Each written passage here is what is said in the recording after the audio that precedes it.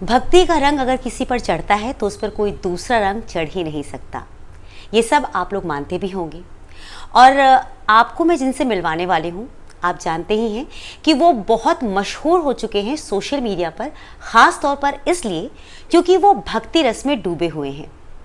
मैं बात कर रही हूँ अभिनव अरोड़ा के बारे में। अभिनव जी को तो आपने बहुत बार देखा है। आपने ये देखा है कि किस प्रकार वो कृष्ण भक्ति में लीन रहते हैं, लेकिन उनके माता पिता क्या सोचते हैं ये शायद आपको नहीं मालूम होगा। तो आज मैं उनके पिताजी के साथ बात करने वाली हूँ, जिनका नाम है तरुण राज जी। आज हम उनसे पूछेंगे अभिनव के बारे में। तरुण जी नमस्ते। नमस्कार जी। तरुण जी, अभिनव के पिता होना, लोग अक्सर कहते हैं कि बच्चों की पहचान उनके माँ बाप से होती है। आप अपने फील्ड में बहुत अच्छा कर रहे हैं, लेकिन कहीं ना कहीं आपकी पहचान आपके पुत्र की वजह से भी है। सारी दुनिया अभिनव को जानती है। कैसा लगता है आपको अपनी नई पहचान देख करके? देखिए, किसी भी पिता के लिए इससे बड़ी गर्व की बात नहीं हो सकती कि उसे अपने बच्चे के थ्रू जाना जाए, और ऑब्वियसली मेरे लिए भी ये बहुत गर्व की बात है। देखिए, गर्व की बात तो आपके लिए और हमारे लिए बहुत खुशी की बात यह है कि इस युग में जहां लोग अपने बच्चों के लिए सोचते हैं कि वो डॉक्टर इंजीनियर बने, वो आम बच्चों की तरह खेलने जाए, वहां आप अपने बच्चे को मदद कर रहे हैं कि वो भक्ति के पथ पर चलता रहे। ये आपके लिए कितना चैलेंजिंग है? देखिए, शुरू में हमारे लिए भी चीज़ों को समझना थोड़ा मुश्किल था, लेकिन जैसे जैसे चीज़ें आगे बढ़ती गई तो हमें लगा कि हमें सपोर्ट करना चाहिए। दो चीज़ें होती हैं, जैसा मैंने आपको पहले बताया कि मैं बहुत कम एज में काम करने लगा था, बट मुझे ऐसा लगता है कि मेरे जो कॉन्सेप्ट्स क्लियर हुए लाइफ को लेकर, वो मेरे अपने एक्सपीरियंसेस से हुए। वहाँ मुझे लगता है कि ये बच्चा अपने कॉन्सेप्ट्स लेकर आया है, क्योंकि इस उम्र में ऐसा तो है नहीं कि उसने कुछ सीख लिया, उसने कुछ समझ लिया, उसने कुछ सुन लिया। तो मुझे ऐसा लगता है कि वो अपने कॉन्सेप्ट्स क्लियर करके इस दुनिया में आया है। उनके कॉन्सेप्ट्स बिल्कुल क्लियर हैं, बहुत क्लियर है, बहुत क्लियर है। आपने उनको कभी कुछ सिखाया है? देखिए, जो घर में पूजा भक्ति होती है, पूजा पाठ होता है, एंड डैडी थे तो वो कहानियाँ सुनाते थे कृष्ण भगवान की, राम जी की। वो जो हर घर में होता है कि माता पिता से, दादा दादी से बच्चे कहानियाँ सुनते हैं, बस वही एक ब्रिंगिंग है जो हमारी तरफ से मिली। अदरवाइज उसके कॉन्सेप्ट्स बहुत अलग हैं और बहुत क्लियर हैं लाइफ को लेकर। आपने कुछ स्पेशल उनके लिए नहीं किया ना? मतलब जैसे आजकल बच्चे जो है गुरुकुल में पढ़ते हैं, गुरुकुल से भी बहुत कुछ सीख करके आते हैं। नहीं, वो चाहता है कि वो गुरुकुल में पढ़े। अच्छा, वो चाहते हैं कि वो गुरुकुल में चाहता है कि गुरुकुल में पढ़े, लेकिन ऑब्वियसली हम अभी वो डिसीजन नहीं ले पा रहे हैं। वो चाहता है कि वो गुरुकुल में पढ़े। जिस तरह से आजकल हमारा एजुकेशन सिस्टम है, बहुत मुश्किलों वाला होता है, असल में बहुत पढ़ना पड़ता है क्योंकि कंपटीशन बहुत ज़्यादा है।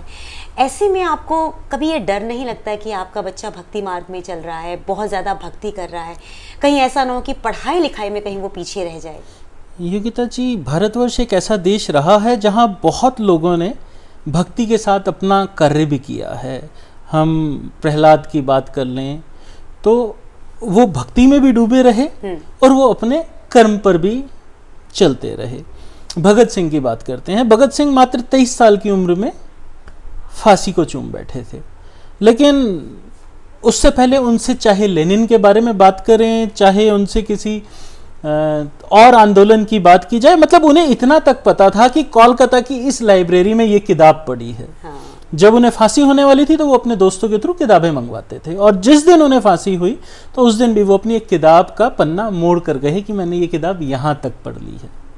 तो भारत एक ऐसी जगह रही है जहाँ ध्रुव, प्रहलाद, भगत सिंह, ऐसे सैकड़ों एग्जाम्पल्स हैं जिन्होंने पढ़ाई के साथ साथ अपने कर्म पर भी ध्यान दिया है, और बहुत कम एज के एग्जाम्पल्स हमारे सामने हैं। मतलब आप कन्विंस्ड हैं कि ये जिस रास्ते पे चल रहे हैं वो ठीक है, जबकि स्कूल में आपको पता है कि बहुत मुश्किलें होती हैं। चैलेंजेस हैं। देखिए, मैं नहीं कहूँगा कि चैलेंजेस नहीं हैं, बट दोनों चीज़ें अगर हमें साथ चलानी है तो चल जाती है। हाँ, मतलब ऐसा नहीं है कि वो पढ़ाई अच्छी नहीं कर रहा है। वो पढ़ाई अच्छी कर रहा है, उसके पीछे बहुत सारे रीजंस हो सकते हैं, उसे टारगेट दिए जाते हैं। जैसे उसका हमने एक टारगेट दिया था कि अगर इतने % मार्क्स नहीं आए तो वृंदावन नहीं जाओगे, इतने % मार्क्स आए तो इतने दिन के लिए वृंदावन जाओगे, और इतने % मार्क्स आए तो आप 1 वीक के लिए जाओगे। तो बहुत अच्छे मार्क्स लेकर आया, वो 10 दिन अभी वृंदावन रहकर आया। अरे वाह मतलब उन्हें कृष्ण भक्ति करनी है तो उसके साथ तो इसलिए उन्हें पढ़ना है। हाँ, पढ़ना भी पड़ेगा। ये आप बहुत अच्छा कर रहे हैं जी।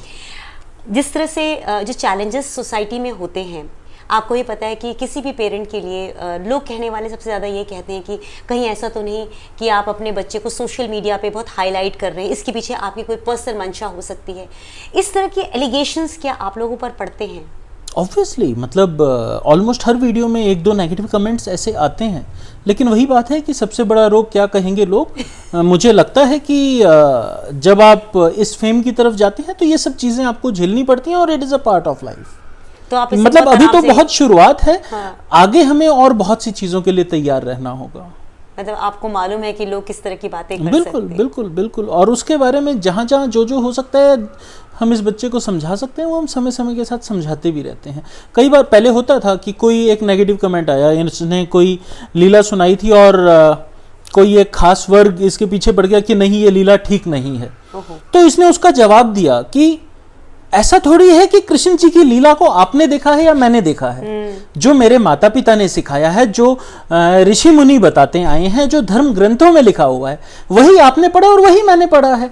और जो मैंने ये लीला आपको बताई है वो इस धर्म में है, इस ग्रंथ में है, और ये बाबा लोग इसकी बात कर चुके हैं, इस अखबार में छप चुकी है। ऐसा तो नहीं है कि आपने एक्सपीरियंस किया है, सामने से देखी है वो लीला या मैंने देखी है। तो ऐसी चीजें आती रहती हैं। तब वो बहुत परेशान हुआ था। अभी बीच में वृंदावन में एक छोटा सा वाक्य हुआ जिसकी वजह से सोशल मीडिया पर इसे डिफेमेशन थोड़ी सी झेलनी पड़ी, लेकिन इस बच्चे में कोई फर्क नहीं था। इस बार बोलते कोई दिक्कत नहीं पापा, आपने तो बताया था ये होता रहेगा, कोई दिक्कत नहीं है, मैंने तो कुछ गलत नहीं किया ना, मैंने तो बढ़िया किया। किसी संत थे किसी एक मंदिर के, जिन बैठने के लिए इन्होंने हल्का सा सपोर्ट लिया, तो वो हल्का सा पीछे को झुक गए। तो उस मंदिर विशेष के लोगों ने उसका एक इशू बना दिया और बहुत सारे स्टेटस अचानक से लगने लगे और वो वीडियो वायरल हो गई। अरे अच्छा। तो इस बच्चे पे उसका कोई फर्क नहीं पड़ा। बोलते पापा मैंने तो गलत नहीं किया ना, मैंने उन्हें धक्का तो नहीं दिया, मैंने उन्हें कोई अपशब्द नहीं कहे। हाँ। तो बात खत्म हो जाती है। मैंने अपना कर्म किया, मैंने अच्छे से किया है। अगर गलती से उनसे कुछ मेरे से कुछ हो गया तो उसके लिए मैं क्षमा मांग सकता हूँ। तो इसे इस बार फर्क नहीं पड़ा। तो ये एक बहुत अच्छी चीज़ है और आगे जाकर ये सब चीज़ें अगर आप सोशल लाइफ में होते हैं तो ये झेलनी पड़ती हैं। बिल्कुल ठीक। तो negative comment is part of life, बिल्कुल मैटर नहीं करती ये चीज़ें। एज अ पेरेंट आप बहुत कुछ इनके साथ देख रहे हैं, है ना? कभी आपको ऐसा लगता है कि बहुत सी आपकी लाइफ में जो जैसे हमारी रोज़ाना की ज़िंदगी होती है, रोज़मर्रा की ज़िंदगी, उसमें कभी आपको ऐसा लगता है कि कुछ चीज़ें आपको अभिनव से सीखनी चाहिए? देखिए, एक बहुत छोटा सा एग्जाम्पल देता हूँ आपको। मैं फॉर एग्जाम्पल रात को 12 बजे कभी सो रहा हूँ, तो अचानक से इसे समझ आता है कि आज एकादशी है और एकादशी में वृंदावन में लाइव परिक्रमा होती है। अच्छा। तो इसे वो देखनी है। हाँ। परसों इसका इस्कॉन में प्रोग्राम हुआ, तो कल रात को वो आज तक पर खबर में आ रहा था कि छोटा सा बच्चा है और उसने ऐसे ऐसे भागवत कथा की। बट कल कोई लाइव चल रही थी रात को 12 बजे, मुझे नहीं पता किस चीज की लाइव थी। तो इसे वो आज तक देखने में इंटरेस्ट नहीं था। हाँ। मतलब हमारे घर में 2-3 टीवी हैं। हाँ। लेकिन बिल्कुल नहीं चलते। मतलब जब हमें ये पता था कि आज तक पे आज इसका कार्यक्रम आने, तो हमें देखना पड़ा कि कौन सा रिमोट है, रिमोट में सेल है नहीं है, कैसे ऑन होगा, क्योंकि कभी टीवी चलता ही नहीं है। तो वो पहले तो वो प्रोसेस पूरा किया गया और उसके बाद जब हम टीवी लगाकर बैठे तो वो प्रोग्राम आ रहे हैं, लेकिन इसे कोई इंटरेस्ट नहीं है, इसे अपना लाइव देखनी है, लाइव परिक्रमा हो रही है। तो ये सब चीजें हैं। मतलब उसे जो करना है उसके कॉन्सेप्ट्स बहुत क्लियर हैं। और ऐसा नहीं है, जैसे मैंने आपको बताया कि हमारे कॉन्सेप्ट्स हमारे एक्सपीरियंस से क्लियर होते हैं कि हमें ये करना है जिंदगी में। इसके कॉन्सेप्ट्स क्लियर हैं तभी ये इस दुनिया में आया है, मुझे ऐसा लगता है। जो शुरू में नहीं लगता था, बट हमें लगता है कि इसके कॉन्सेप्ट्स पहले से क्लियर हैं। बहुत अच्छी बात है। और आपसे बात करके मुझे सच में बहुत अच्छा लगा कि अगर पेरेंट्स इस तरह से सपोर्टिव होंगे तो बच्चों के बारे में नहीं, शुरू में बहुत डांट खाई है उसने। अच्छा। हाँ, शुरू में बहुत डांट खाई है, ऐसा नहीं है। बट हाँ, क्योंकि उसकी लगन लगी हुई है तो हमें भी कहीं ना कहीं झुकना पड़ा। और अब हमें लगता है कि नहीं, ठीक है, जो हो रहा है सही है, मतलब जो लिखा हुआ है वही हो रहा है ना, तो हमें उसके साथ चलने में कहीं कोई दिक्कत, कहीं कोई परेशानी नहीं है। अच्छा देखिए, आप ना इस वाले जनरेशन के हैं जो कि अपने बच्चों के खुशी में खुश रहते हैं। जो आपके पेरेंट्स थे वो वाली जनरेशन थोड़ी स्ट्रिक्ट थी, स्ट्रिक्ट एज इन उनको था कि हमारे बच्चे पढ़ें और बड़े वाले अफसर बने। ये उस पूरी जो जनरेशन थी ना, उन्होंने अपने बच्चों को इसी तरह से पाला है कि आप अच्छे से पढ़ाई करो क्योंकि आपको अफसर बनना है।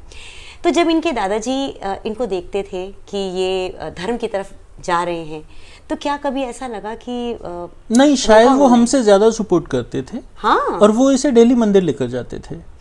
उन्होंने तो सिर्फ ये सोचा होगा ना कि सिर्फ ध्यान और पूजा कर रहे हैं, उन्होंने कभी ये सोचा था नहीं, कि शायद इस रास्ते पे आएगा। तब इसकी लगन लग चुकी थी, और उन्हें भी क्लियर था कि ये किस मार्ग पर चल रहा है। तो ऐसा नहीं है, he was also supportive to him.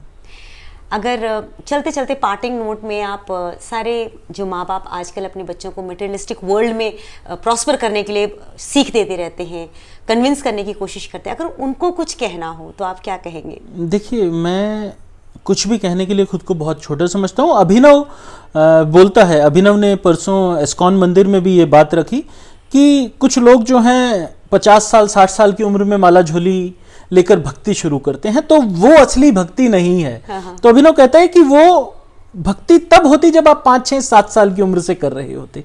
आप 50 साल की उम्र में अपनी परेशानियों को, अपने डिप्रेशन को दूर करने के लिए भक्ति का मार्ग एज एन ऑप्शन उठा रहे हो। हाँ। तो वो असली भक्ति नहीं, असली भक्ति वही है कि जो शुरू से बच्चों में डाली जाए। तो सभी लोगों को बच्चों में भक्ति कम उम्र से डालनी चाहिए और ये हमेशा उनके साथ रहने वाली है। That's so wonderful. Thank you so much. आपसे बात करके बहुत अच्छा लगा। शुक्रिया। आप जैसे पेरेंट्स ही होने चाहिए जी, thank ताकि you so much. अभिनव जैसे और बच्चे हो सके। Thank you so very much. Thank you.